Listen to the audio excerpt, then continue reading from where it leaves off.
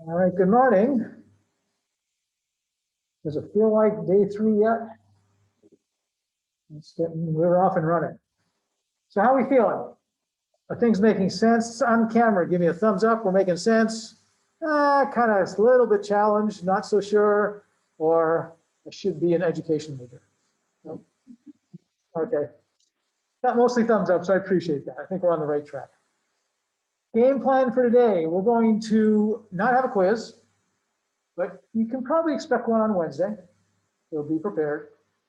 I'm also going to be going forward and talking more of the chapter 1 content. We'll be talking about GAAP, general accepted accounting principles.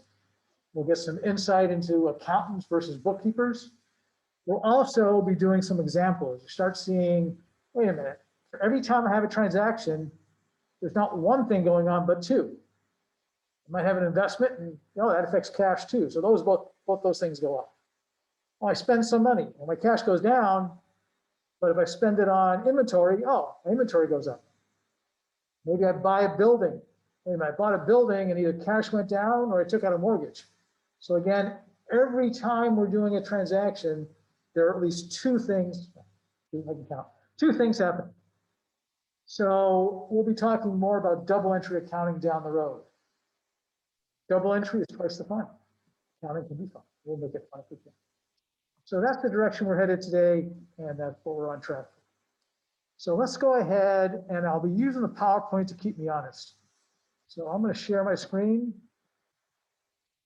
And we're going to start out by talking about bookkeeping versus accounting. And so I'm going to go ahead and do a little bit of a whiteboard here. Text. Ahead. Accounting versus bookkeeping. A lot of people think they're the same thing. Obviously, they're not. Bookkeeping is more the 10, 12, 15, $20 an hour person. They're making entries. They're sending out bills. They're receiving cash payments, and they're updating the records. Important functions. If we don't do all that, we don't know, it doesn't get done. We don't get financial statements prepared. We don't know where we stand or where we're at. But the whole idea of accounting is making decisions. Now we need a solid set of books. We need the foundations, the numbers to be quote unquote correct, although correct is a relative term. But we're making decisions from these numbers. We'll go ahead and analyze it. We're interpreting. One of the things we want to think about when we consider accounting versus bookkeeping. And accountants make a whole bunch more money. Accountants start at $25,000 to $30,000 and go up to hundreds of thousands in accounting roles. Typical Big Four accountants are coming out at $55,000, $60,000 a year. Those are the Big Four CPA firms. So we're going to start talking about what else is accounting. So I'm going to take this white screen down a little bit. And we'll look at the process we go through. And again, accounting starts with identifying. We want to identify these transactions. We're going to go through and say, okay, I got a bill in the mail. What the heck does it mean? Once I get the bill, it means, I got a utility bill. Well, I guess we have some electricity going on. I got a phone bill. Okay, I got some employees I got to pay. So there are transactions and events that happen, and we need to record them somehow. So then we start recording them. We say, well, where do we put them?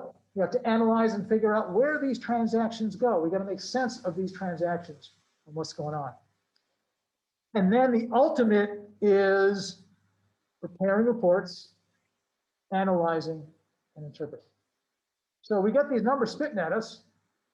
What do we do with it? Where do we go with it? Why is it important? And we need to understand that these numbers have meaning. If I told you I had $100 million in sales and I had $90 million in expenses, and you said, oh, revenues minus expenses, I sound like an income statement, net income. So I got $10 million profit. Is that good or bad? And you'll say, answer would be 2 words. It depends. If last year I made $20 million on $100 million in sales, and this year I made $10 million on $100 million in sales, not cool.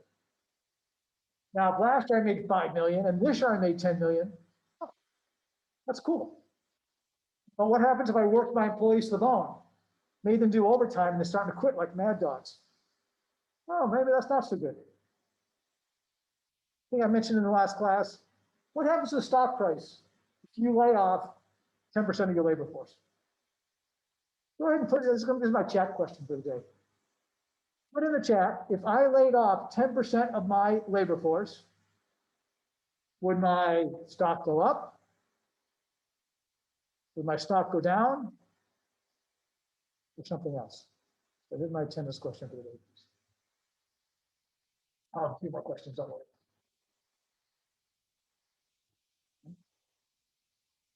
So looking at your answers, you say, I just laid up 10% of my labor force. Most of you seem to think that's a bad sign. But what happens if the market says, you know what, you just got rid of a whole bunch of dead weight, you just got rid of a whole bunch of inefficient people and you're becoming more efficient?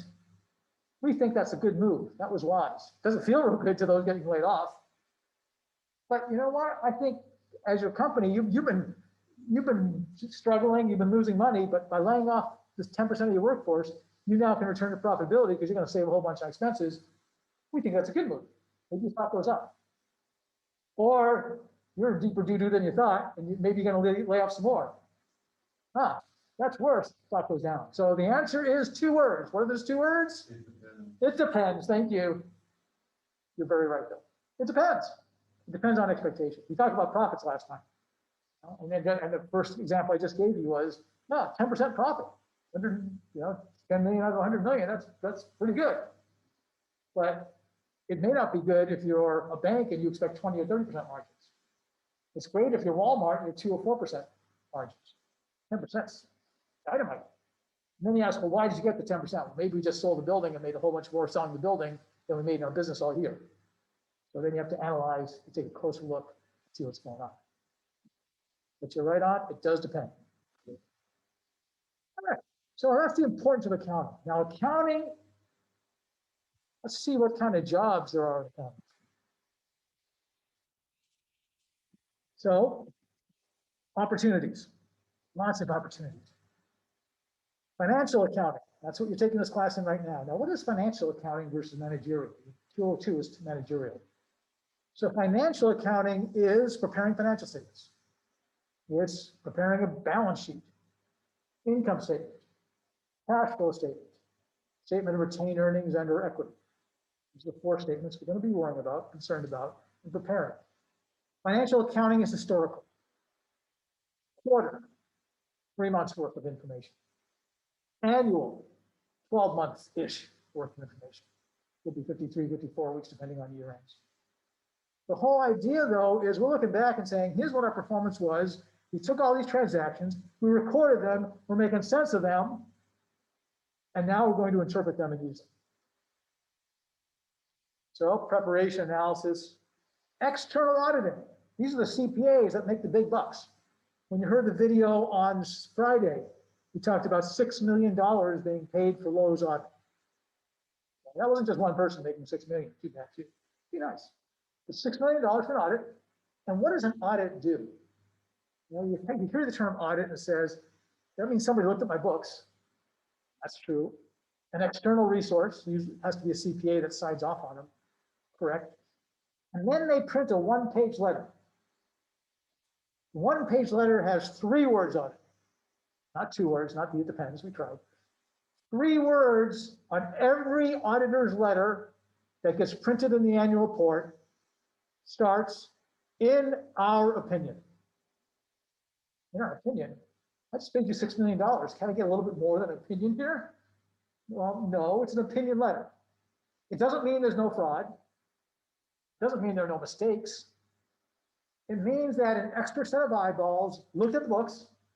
By the way, the SEC, Securities and Exchange Commission, mandates publicly traded companies must have an audit. Nonprofits often have to have an audit because their bank says you need an audit or their constituents. even non-publicly traded companies, the bank can walk in and say, I'm giving you $100,000, but you got to get an audit every year. What that audit do? It means somebody came from the outside, looked at our books and said, in our opinion, they're cool. They look okay. No guarantees. I'm not giving you a warranty. I'm not saying there's no fraud. I'm not saying nobody stole anything. I'm saying overall, they look okay. And sometimes there are disagreements. The auditors say, wait a minute, you handle this transaction. That's not quite GAAP, because everything is in accordance with GAAP. And the company says, yeah, but we're keeping our books that way anyways. So now we have a qualified opinion, a qualification. That's not good. It says qualified sounds good, doesn't it? Qualified is not necessarily good. I have a qualified opinion. In our opinion, the books are cool, except for the way you handle this. Something called a going concern. The books are cool, everything's in order, except we don't think you're going to be around next year. That's not cool. But it's an awareness thing that the auditors looked at that and said, wait a minute, the books are right, as best we can see, but we don't, if anybody's looking at your books, and we don't want them to come back and sue the auditors, our CPA firm, so we're telling you what we're looking at, saying we have a concern about you surviving next year. Now, there's no guarantees, they don't have a crystal ball, it's not a projection that's accurate always, but it's a concern. So that's what external auditors do. And they make big bucks to sign their name on this. For a one-page letter, he said, you know what? I'll write you a letter for $100,000. I don't need $6 million. You want a letter? I'm a CPA. No. Due diligence as a professional, got to do the work. And you have gobs and gobs of people doing this audit. So these are the external auditors, the public accountants that come in the door. Then there's internal auditors. This is a fun job.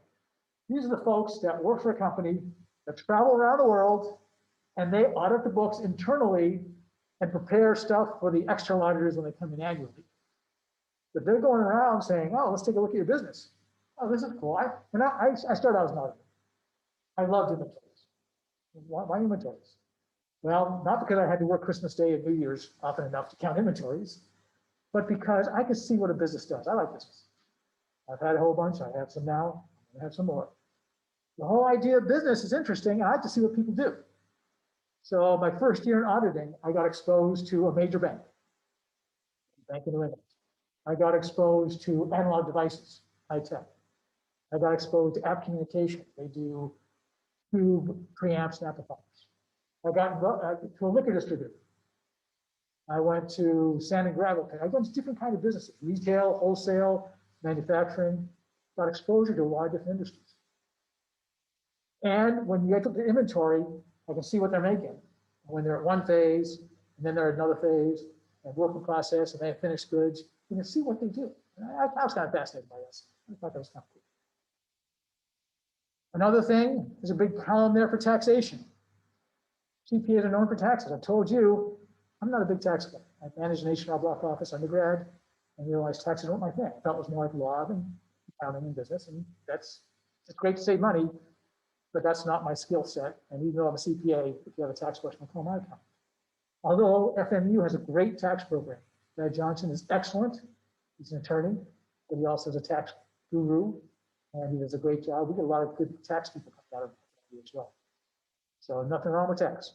I'm not saying it's bad. I'm just saying it's not my thing. Well, this first. But what do you do in tax? You prepare, you plan, and you try to save money, and you project. You think the tax rate's going down from 35% to 21% under Trump. I think it's going to go up a little bit now under the new Biden administration. I suspect so. By the way, I'll give you my philosophy on taxes. Corporations don't pay taxes. Wait a minute. I've heard of some corporations that pay zero tax, but I say no corporation pays taxes. That's what English should work. Corporations don't pay taxes. The customers pay the taxes. If you don't have any revenue, you don't have any taxes. If you don't have any profits, you don't pay taxes. So the whole idea is whenever they raise the tax rates, they think the go up to the customer. Wrong. Quick survey. How many of you actually rent off campus, have a facility? You can show me, raise a hand, anybody off campus? Any of you rent? Do you pay property taxes?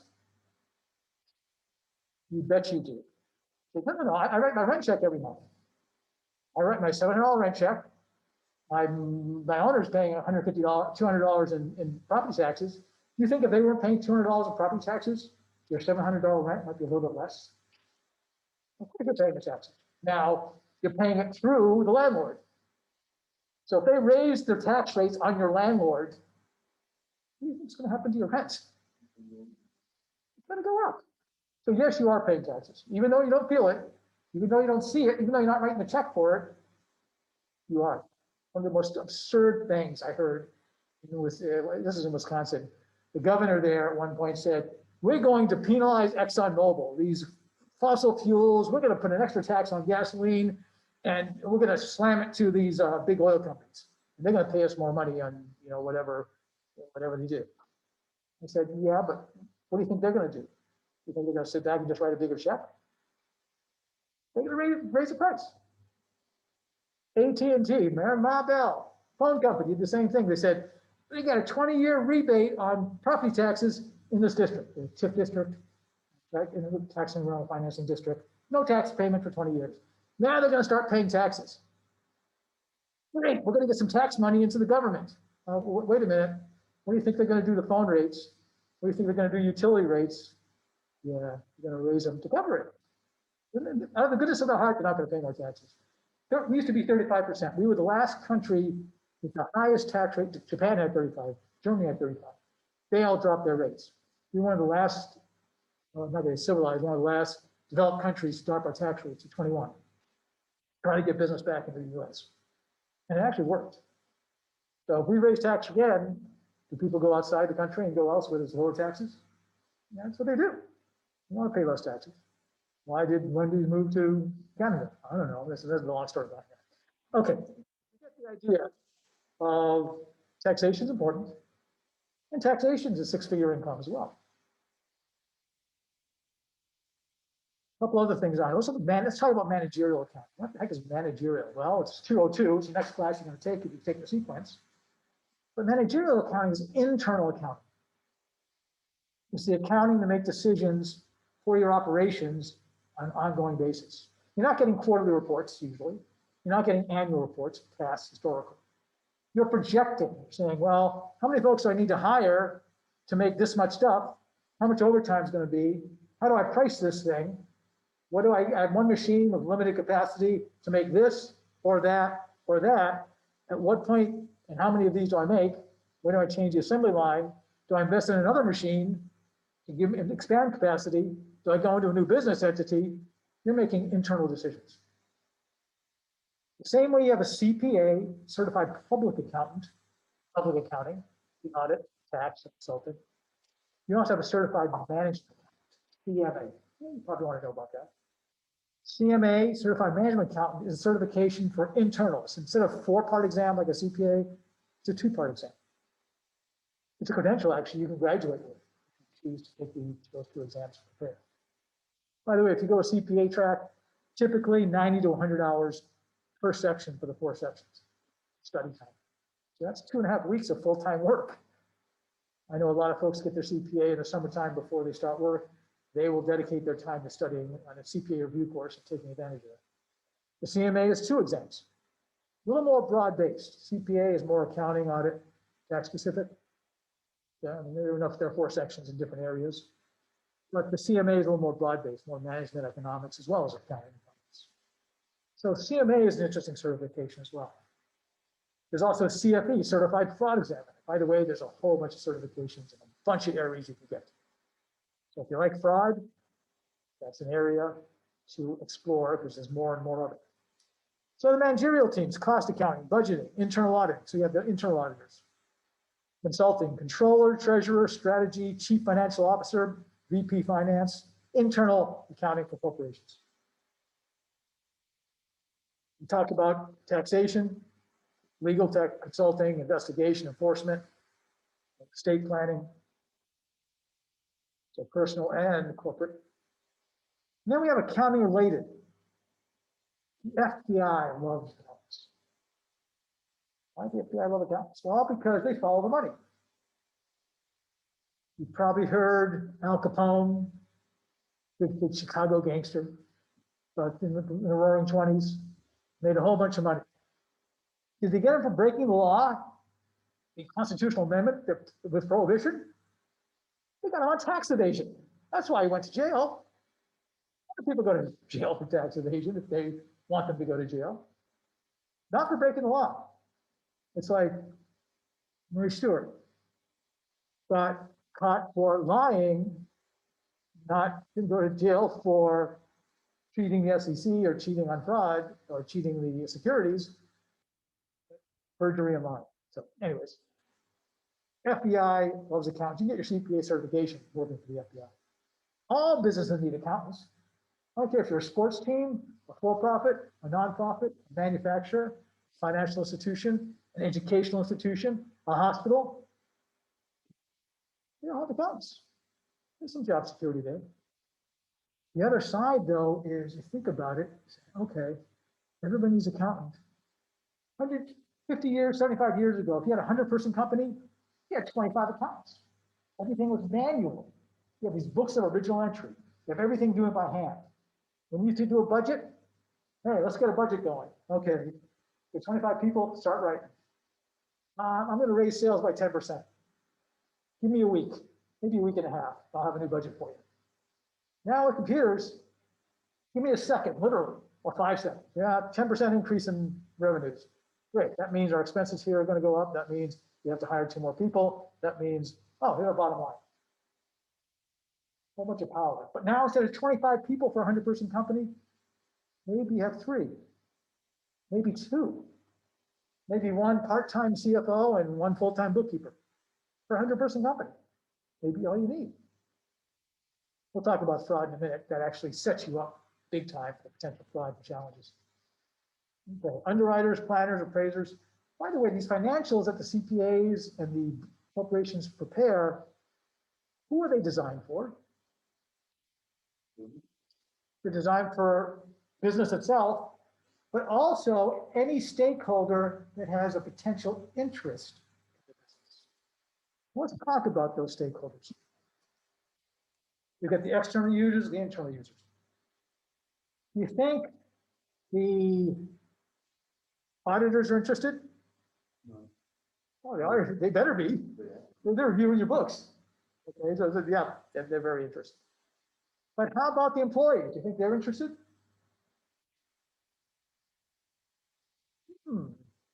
Why would an employee be interested in the company's books? Well, they want to know if they have a job next year. That's kind of important.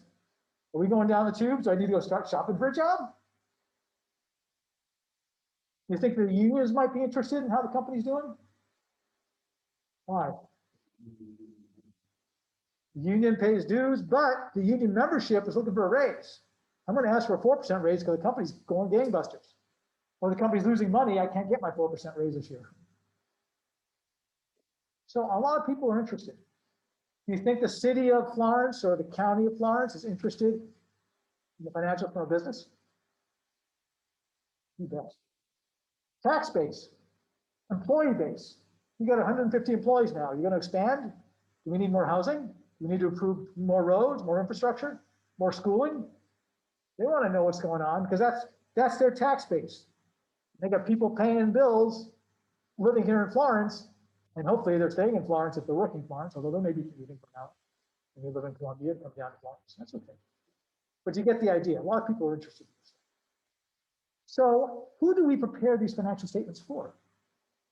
Do we prepare them for a 3rd grade level reading? Probably not. We prepare them for a relatively informed reader. Well, I'll translate that. I can't. Except to know that, yeah, you got to know the difference between assets, liabilities, equity, balance sheet. You need to understand revenues and expenses. You need to understand the income statement. You need to be in a position to make sense of all these numbers that are being presented. If you're an investor, are you interested? You bet. You better believe it. Now, am I an investor and my 10-year-old's going to look at a financial statement and say, I want to invest? Or a 55-year-old with a, no, that's a welder. Nothing wrong with welding. It's a profession. Nothing wrong with lawn maintenance. Nothing wrong with food service. Nothing wrong with being a cook, chef. Nothing wrong with blue collar, white collar. Just that chances are the typical chef can't read a financial statement. So you don't need to make a financial statement so the chef can read it. You don't need to make a financial statement so the gardener can read it. Even though they're working for you, they have an interest. You're preparing statements that someone with some financial savvy, with some understanding, can make sense of this. By the end of this class, you'll have that understanding. As an investor, you're expected to understand something about the numbers and about the terms and about reading financial statements. That's what an investor does. Financial analysts, what they do. So there is a minimum standard of knowledge that is okay to be expected. You don't need the lowest common denominator. I have an autistic son. My autistic son is not going to read a financial statement. Granted, never will. And that's okay. That's not who they're being prepared for. They're being prepared for a reasonably informed, financial aware person. That's what we're doing here. We're becoming more financially aware. So who else in here? We've got board of directors, regulators, OSHA, Occupational Safety Health Administration. They want to come in. They want to see things. Taxing authorities. Are unions internal or external users? Okay. Employees would be internal users. Boards of directors, shareholders, those are all external. Yeah, unions will be external as well. With the internal, we got HR, human resources, marketing, production, operations.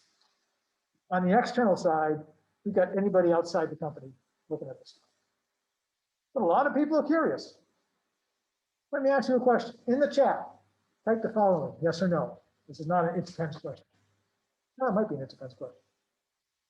Yeah, it could be an it depends question. Yes or no? Would a customer that buys from you or a vendor that is selling to you ever want to see your financial statements? Is that appropriate for them to ask for your financial statements? Go ahead and type in a yes or no. Actually, I prefer you put a yes, no there. I know that leaning is towards it depends. And it depends is probably the best answer, but I'm gonna ask you to commit. Okay, yes, yes. Vendor or customer. So why would a customer, why don't you find you get the good answers? Yes, I like that. I agree with that. Why would a customer want to see your financials? Any ideas?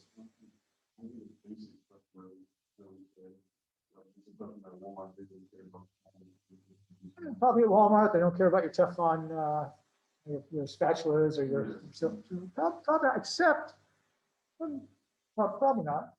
Let's talk cars. If you're going to go buy a car, do you have any interest in the financials of the car manufacturer?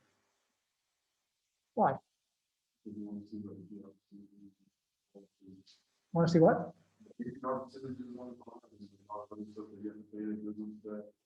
Yeah, but okay, so looking at income statement, balance sheet, you're a car customer, I'm buying a GM car. You're interested? I'm buying a Tesla. You interested? Want to see the financials of Tesla? Tesla hasn't, by the way, since 2003, they haven't made a profit, annual profit. But, well, why is their stock so high? Well, because people think they're going to make a profit. They probably will. They made some quarterly profits, but no annual profit. This may be the first year they're doing it. Why would you, as a Tesla customer, or GM customer, or Chrysler customer, want to see the financials? Well, when Tesla's cars start using their service in 4 or 5 years, you don't know if the warranty is going to be on it. Are they going to be around? That's a good thing. The same way employee wants to know if they got a job next year. You just made a major purchase. Are they somebody you can go back to and have support? Or when something goes wrong, they don't make parts, they don't have any pieces and parts that you can use, and or there are technicians that can really work on it without killing themselves and exploding. All right, that's something you want to be aware of. How about a vendor? Would a vendor ask you for your financials? Definitely, good answer. Why would a vendor, why? Somebody else. Why would a vendor ask you for your financial statements?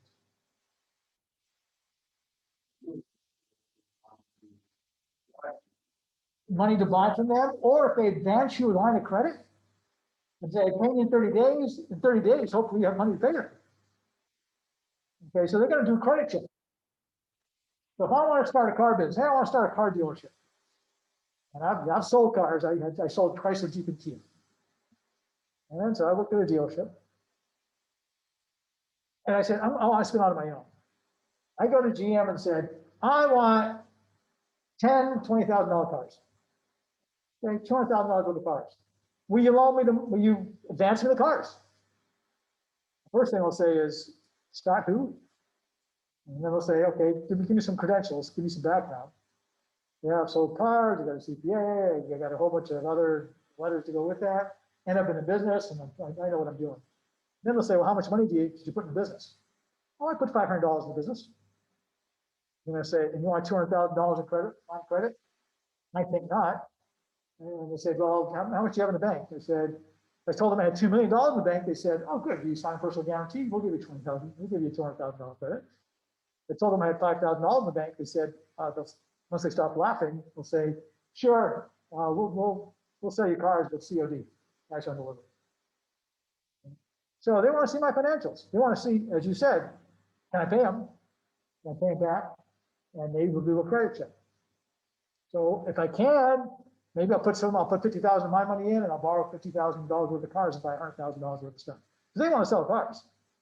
They want to get them off their manufacturing line and get them into my lot. So we're right on track with figuring out that, yeah, vendors, customers, a lot of people want your financials.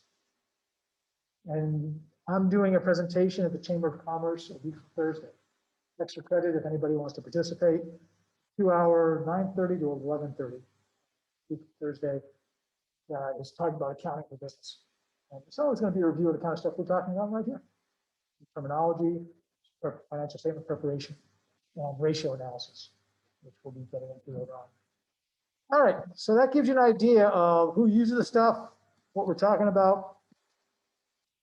Can't get away from ethics. Don't want to get away from ethics. You want to be ethical, honorable, everything you do, because it follows you. You cut corners. You take shortcuts. Even though your boss asked you to, it's gonna be on you. And once you build your reputation, it's really, really hard. I think I gave you the example last week when a friend of mine's daughter who has COVID is being asked to go to work, or she's going to be fired. And I'm not really comfortable with that. And neither is she, but she also needs a paycheck. So she was having a conversation with her mom, who's a career specialist, saying, you really want to be there? You really want to work there if that's the kind of company they are? And she's saying no, but then she's ready to quit. And she says, but you don't want to be quitting while you have, it's easier to find a job when you're working than find a job when you're unemployed. So she's saying, you want to get on your horse and start riding, looking around town to see if there's other opportunities. That's probably not the company you want to be at. And that's a legitimate reason to want to leave a company. Put their employees or their customers in danger, even though they make you do whatever it is and threaten to fire you. I'm not comfortable. That's a pretty sad state. But again, that's their choice. Yeah, I think it's short-sighted, but again, I'm not their business for whatever reasons. I'm hearing one side of the story, and there are always at least two sides, sometimes three. You're gonna want to know about this thing right here, this fraud triangle.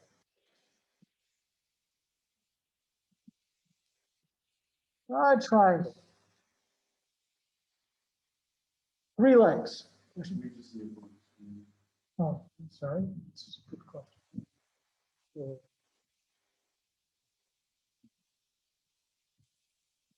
Now, thank you.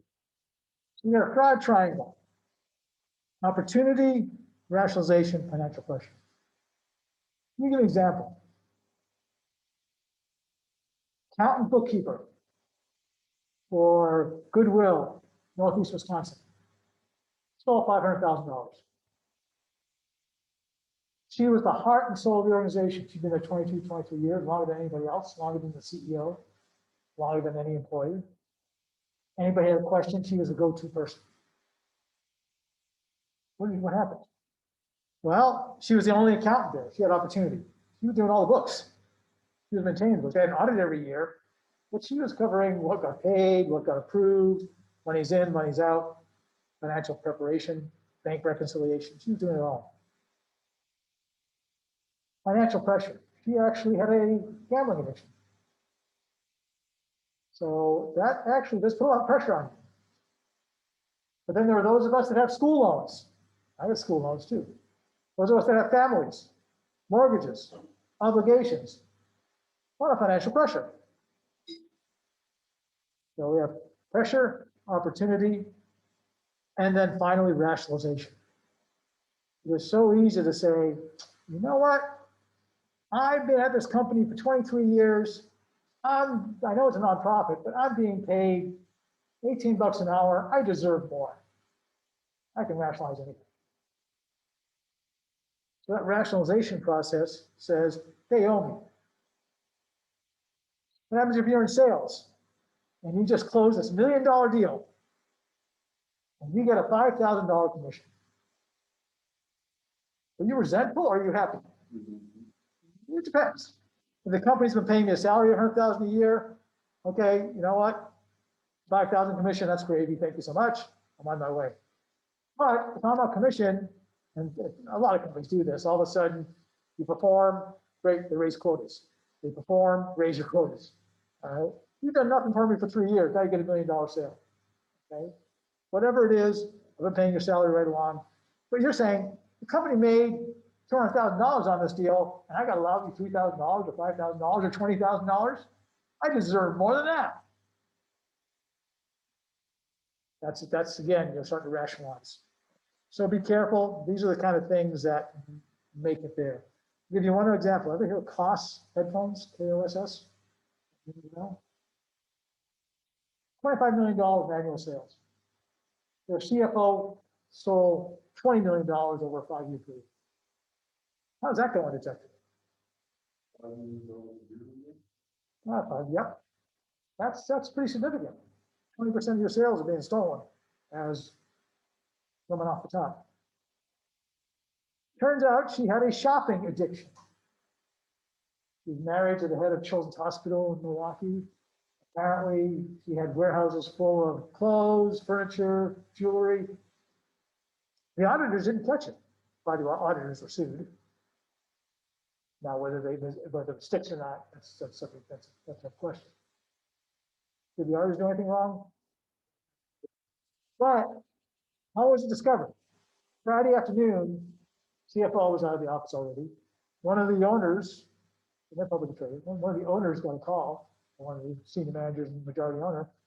Hi, this is American Express. We got a payment for $150,000 from you guys, but we don't know which account to credit it to.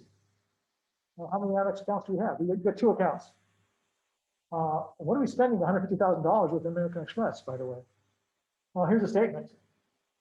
Turns out, what? All these retail department stores, what are we buying all this stuff for? That weekend, federal investigators, accounting firm, auditors, working like crazy during the weekend. Monday morning, she's next. That's sorted out. $20 million in to support the addiction of what was there. And by the way, it's not just females. Males, white collar, blue collar, anybody is subject to these pressures of being out the door. All right. I do want to bring your attention to SOX. Remember SOX 2002? Sarbanes-Oxley. You might have heard of Enron. You might have heard of WorldCom, Tyco, HealthSouth. These are businesses that committed fraud. They lied. There's some question as to what Enron does. Was it legal? And actually, probably under GAAP, most of what they did was probably legal, except they weren't disclosing. They had these special purpose entities, SPVs. The president of HealthSouth never went to jail for this, but the CFO, who's a whistleblower, did. So SOX came out and said, you know what, with Enron and other things going on, we really need to tighten our belts. We need to give some confidence to the investor public. So we're going to make some rules. Now the CEO and CFO must sign the statements. And they're subject to criminal penalties if something's going wrong. Now, will they get out of it if they really don't know? Just say, I'm not an accountant. It's my CFO did it. The CEO is responsible. The buck stops somewhere, buck stops here. It added things like internal controls. It added some other things that helped auditors be employed, because now they kind of doubled the scope of the audit. Not just our opinion that financials are cool, but in our opinion, the internal controls are solid and sound. So those are some of the things that are required under SOX, under Sarbanes-Oxley. Let's take a look. There's also the whistleblower provision where you get a percentage as a whistleblower and you get some protection. All right, Dodd-Frank is up there. Let's go ahead, talk about GAAP, Generally Accepted Accounting Principles. You'll see the screen, correct? Relevant, reliable, comparable. We're going to talk more about GAAP next class. But what I want to get to is some actual transactions. Let's go ahead and take a look at analyzing business transactions. Now I'm going to go to the whiteboard and we're going to go through looking at actual transactions. So we got our accounting, bookkeeping. I'm going to clear that mess. Let's go ahead and draw two accounts. And we got assets, liabilities, and equity. We've got revenue and expenses. I'm going to be drawing this picture a lot, probably every class for the next few months. We have something called a balance sheet.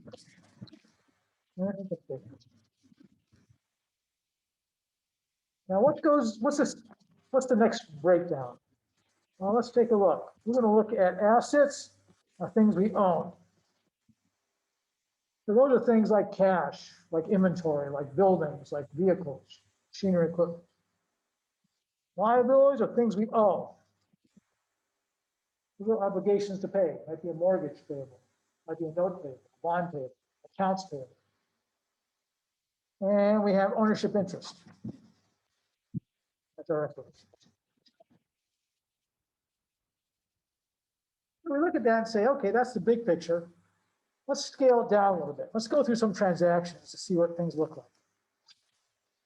So what happens if we're going to start that car dealership? And I'm going to put $200,000 into the, start with equity, I'll put common stock or investment. But I'm putting $200,000 worth of cash into the company.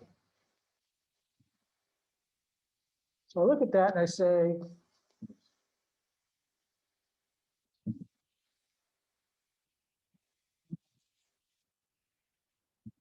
so I got $200,000. By the way, for every transaction that we incur, two things happen. It goes into two places.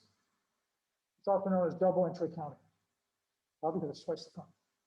So we're going to go ahead, and every time we have a number, it goes in two places. Something's going to go up, something's going to go down, but it's going to go in two places.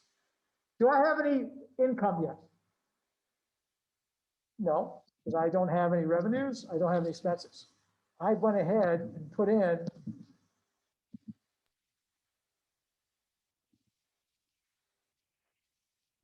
their income down here. Total assets, total liabilities, and plus total equity. I'm going to equal sign between these two. Assets equals liabilities plus equity. You'll see that we need to keep in shape. But I determined that I don't have any expenses yet. I don't have any revenues, even though I put $200,000 in the business. That's not an expense. Then I went and bought a building. So I'm going to go get my building. And I'm going to get a building for $300,000. And I'm going to take out a mortgage, 100% loan, mortgage payable, $300,000. So what's my total assets right now? 300 plus 200, I get 500. My total liabilities plus equity. Oh, I still get 500 here too. My imbalance. Ding, ding, ding. You got a winner. We're in balance. What's the net worth of this building? I mean, this business. Well, I've got 500,000 assets. Let's rearrange the equation. Total assets minus total liabilities equals total equity. What are my total assets? We said 500. My total liabilities are 300,000, which leaves me with 200,000 left in equity. In theory, someone would be willing to pay me for this business. I've got $500,000 in assets, but I owe $300,000 I got to pay off when I sell this thing. In theory, I got $200,000 left in this business that someone would, so that's the book value, my equity in the business. So it's not worth $500,000. I wouldn't pay $500,000 because I got to incur $300,000 in debt, or they'll take the building back, securing my loan with that building. Now we went ahead and let's go buy some inventory. Let's go get some cars, vehicles. I get $100,000 in vehicles. I'm going to take 50,000 of that as a loan. My cash is going to go down to 150. I'm going to write $50,000 check to pay off car loan, the GM, another $50,000. So what are my total assets here? Let's go ahead and erase this total number down here, and this total number down here. What do I have the total assets in this mess?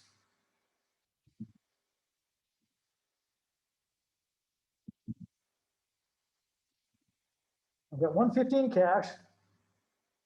I've got $100,000 in vehicles. I got 5 cars, 20,000 apiece. And I got 300 in the building. What's that total up to? 150 plus 100 plus 300. Help me out. 550, we got a winner.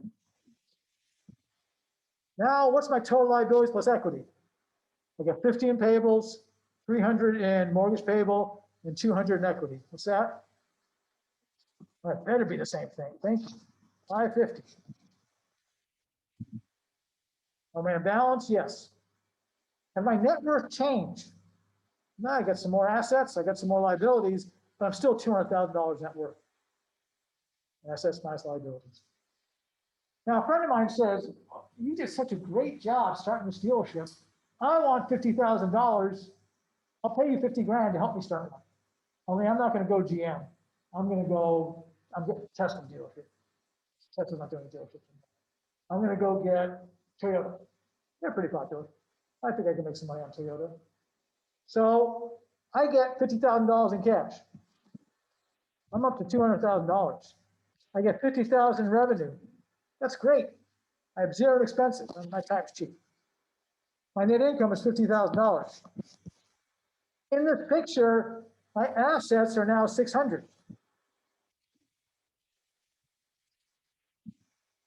So when I draw this here, I got 600,000 assets, except right now I have total liabilities and equity only 550. Scott, I'm out of balance. You lied to me. Why are pants on fire? I said, well, not exactly, because net income is going to flow directly to equity. So I've got retained earnings, $50,000. Yield a total of $600,000. Just by making money right away, my profits, my net income goes onto my balance sheet through what's called retained earnings. Okay. That's the big picture. That's how it flows. So let me go through a couple of show and tells. We're going to go through a couple of other ideas on what this looks like. I'm going to go in, share a screen. I've got 3 more minutes. I'm going to go through, here's our investment. Cash up, common stock up. And this is the picture you're seeing. 2 entries every time. I've got common stock, 30 grand, cash, 30 grand. You have access to this, and I encourage you to print it out. I bought supplies, cash down, supplies up. How does that fit? My assets went up and my assets went down. I'll scroll on through. Bought some equipment with cash, $26,000 worth of equipment. Equipment up, cash down again. I went through, bought supply. I purchased supplies. This time I purchased supplies on credit. Accounts payable went up and supplies went up, 7,100. And then I actually perform consulting services like my $50,000. We have cash up and revenues up. And revenues impact equity. Revenues increase equity, expenses decrease equity, dividends decrease equity. So that's the flow. I got rent, expense, and salaries. We'll talk more about that next class. Any questions? Any comments?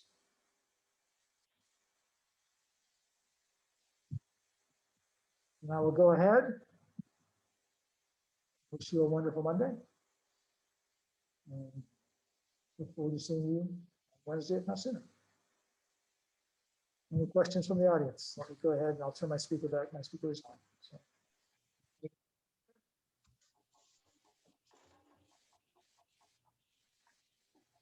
Yes. Didn't you say that we had a whole extra week to complete the chapter 1 assignments? I only say this because I completed them all except for the smart book assignment, and it's already timed out on my I will change that. I next. said I wouldn't penalize the first chapter 1 assignments for being late, even though ideally you want to get them done. I'll make sure. Yeah, like I said, I did everything. I just I didn't really have time to get to the smart book. Yeah, thanks for catching that. I will make sure it's corrected. Okay. Anything else? Anybody else? And on that note, I will look forward to seeing you again soon. Keep smiling. Stay safe.